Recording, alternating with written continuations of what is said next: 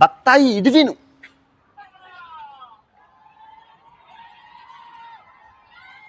ఈ అమ్మాయి కర్ణాటకలోని రాముని బాణాన్ని మసీదు మీదకి ఎక్కుపెట్టింది. అసలు దేశాన్ని సర్వనాశనం చేయడానికి బత్తాయిలు ఉన్నారండి. హిందూ మతం పేరు చెప్పి, జై శ్రీరామ్ పేరు చెప్పి.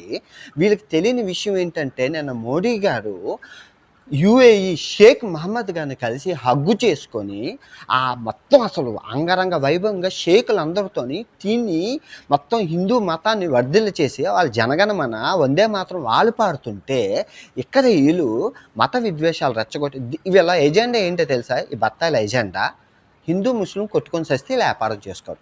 దానికి పెట్టుబడి హిందూ మతం, 2 జై శ్రీరామ్. ఈ రెండిటితోని వ్యాపారం చేసి వీళ్ళకి దేశం ఎదుగుదల ఉండదు. దేశం ఎదుగుదల ఎందుకంటున్నానంటే, ఈ అరబ్ మీడియా ఏమంటుందో చూడండి ఒక్కసారి. హకల అంటారా? Dubai media, Saudi Arabia media, Qatar media, Bahrain media.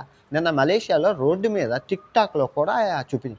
10 రూపాయల ఆర్టిస్టుల వల్ల ఇప్పుడు దుబాయ్లో హిందువులు ఉన్నారా? ఎంతమంది పనిచేసుకుంటున్నారు కూలి పని? బెహ్రెయిన్లోని, ఖతార్లోని, మొత్తం కువైట్లోని ఎంతమంది హిందువులు కూలి పనులు చేసుకుంటున్నారు?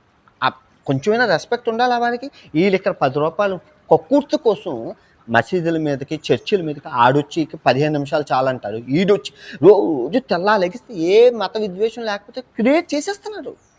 మత విద్వేషం క్రియేట్ చేసి పప్పం గొలుపుకుంటున్నారు. ఇదే వ్యాపారం అయిపోయింది దేశంలో. మత విద్వేషం పెద్ద వ్యాపారం అయిపోయింది. మతోన్మాదం పెద్ద వ్యాపారం అయిపోయింది.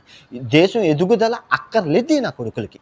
ఏమండి, ఏదైనా మతాన్ని అంటే ఇది మొత్తం ప్రపంచం అంతా చూస్తుందా? ఇస్లాం మతం ప్రపంచంలో ఉంది కదా. అసలు చేయాల్సిన పని ఏంటి? ప్రపంచం అంతా ఏ యాప్లతో ముందుకెళ్తుంటే వీళ్ళు వెనక్కి వెళ్ళి బత్తాయి నా కొడుకులు చేసే విధ్వంసాలు ఏంటి? అందరికీ నేను హిందువుని కాదా? అసలు నా విషయంలోనే నా దాకే వచ్చింది. ఎంత అసలు ఈ 2026 క్షమించే ప్రసక్తే లేదు. ప్రతి బత్తాయి చూసి పిండి ఆ రసం తాగకపోతే నా పేరు ప్రపంచ యాత్రికుడే కాదు, వదిలే ప్రసక్తి. ఈ మత విద్వేషాలు ఏంటి? అసలు ఇంకెన్ని రోజులు చేస్తారు ఈ మత విద్వేషాలు? మీకు ఏం కావాలి? ఏ పార్టీకి సంబంధం లేదు. వీళ్ళు బీజేపీకి సంబంధించిన వాళ్ళు కాదు, కాంగ్రెస్ పార్టీకి సంబంధించిన వాళ్ళు కాదు. జస్ట్ బత్తాయి నా కొడుకులు.